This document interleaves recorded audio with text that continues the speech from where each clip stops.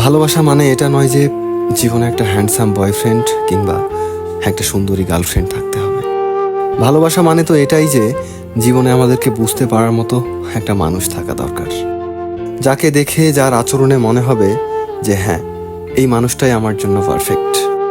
যদিও জীবনে পারফেক্ট বলতে কেউ বা কোনো কিছু হয় না, কিন্তু আমাদের সবার জীবনে পারফেকশনের আলাদা একটা মানদণ্ড আছে। রিলেশনশিপে পারফেকশন মানে এমন একজন মানুষ খুঁজে পাওয়া যে তোমায় যত্ন করবে, কেয়ার করবে, আগলে রাখবে, তোমার ভালো খারাপ সব কিছু বোঝার চেষ্টা করবে এবং তোমায় রেসপেক্ট করবে। পারফেকশন তো সেটাই যেখানে মানুষ বোঝার ক্ষমতা রাখে, যে তোমায় পেয়ে সন্তুষ্ট থাকবে, গর্বিত হবে, অন্য মানুষকে তোমার উদাহরণ দিবে, কাউকে তোমাদের মাঝে কখনো আসতে দিবে না, তৃতীয় কোনো ব্যক্তিকে তোমার থেকে বেশি প্রাধান্য দিবে না, যে তোমাকে সেভাবে ভালোবাসবে তুমি আছো যেমন, তুমি যেমন তোমাকে সে সেইভাবেই গুছিয়ে নিবে, যে কিনা তোমায় এটা উপলব্ধি করাবে যে তোমার কষ্টের দিনে তোমাকে কিভাবে কমফোর্টেবল ফিল করানো যায়।